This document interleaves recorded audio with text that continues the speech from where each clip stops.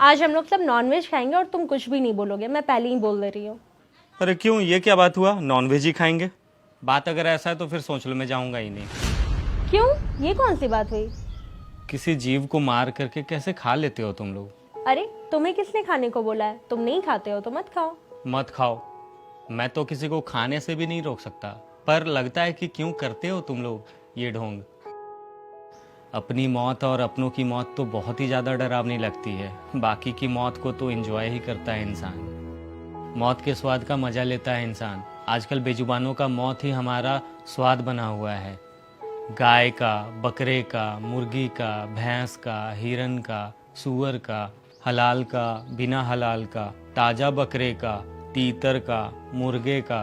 किसी का पसंद भुना हुआ तो किसी को ग्रेवी लगाकर चाहिए, किसी को बड़ी मछली पसंद है तो किसी को छोटी मछली।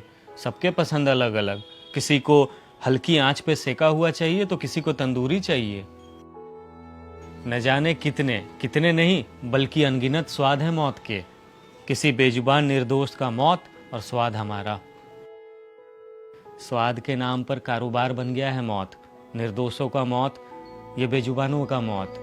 मछली पालन, मुर्गी पालन, बकरी पालन, पोल्ट्री फार्म्स और न जाने किस किस तरह के पालन, नाम पालन और मकसद सिर्फ एक, बेजुबानों की हत्या। स्लाटर हाउस तक खोल दिए हैं, वो भी ऑफिशियल।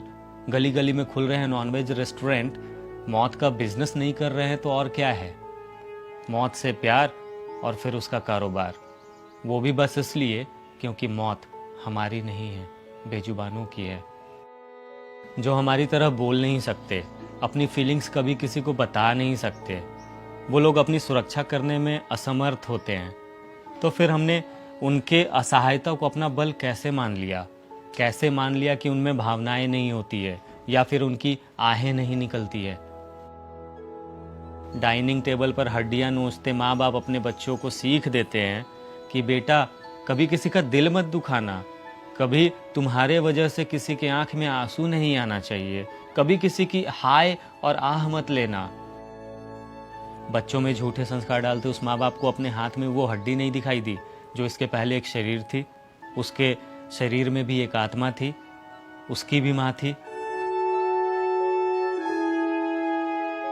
जिसे काटा गया होगा, जो तड़पा होगा, जो कराहा होगा, जिसकी आहें भी निकली होंगी, जिसने हमें बद्दुआ भी दी होंगी। कैसे मान लिया कि धरती पर जब जब अत्याचार बढ़ेगा तो भगवान सिर्फ तुम इंसानों की रक्षा के लिए अवतार लेंगे? क्या निर्दोष बेजुबान भगवान की संतान नहीं है? क्या उस ऊपर वाले को इन बेजुबानों की चिंता नहीं है? कभी सोचा है किसे ठग रहे हो? भगवान को, अल्लाह को, वाहेगुरु को या फिर जीसस को? आज तो मंगलवार है, भगवान के दिन आज तो खाएंगे ही नहीं। आज तो शनिवार है यार, आज तो सवाल ही पैदा नहीं होता। नवरात्रे आ गए हैं, नवरात्रि में तो बिल्कुल ही नहीं। झूठ पर झूठ, झूठ पर झूठ, झूठ पर झूठ। किसे ठग रहे हैं हम लोग? हमारे ही बच्चों को अगर कोई खाए तो हमें कैसा लगेगा? कर्म का फल मिलकर रहता है, ये बात हमेशा याद रखना। एक बात जानती हो, भगवान ने सिर्फ हम इंसानों को ही बुद्धि क्यों दी? ताकि हम लोग अपनी बुद्धि का सही इस्तेमाल कर सकें। लेकिन यहाँ पर तो हम लोग अपनी बुद्धि ही भ्रष्ट करके बैठे हुए हैं। हम लोग इतने निर्दयी कैसे हो सकते हैं? हम लोग इतने संवेदनहीन कैसे हो सकते हैं? एक बात हमेशा याद रखना कि जो कभी किसी को मार करके खाता है ना, वो मानव नहीं, दानव होता है।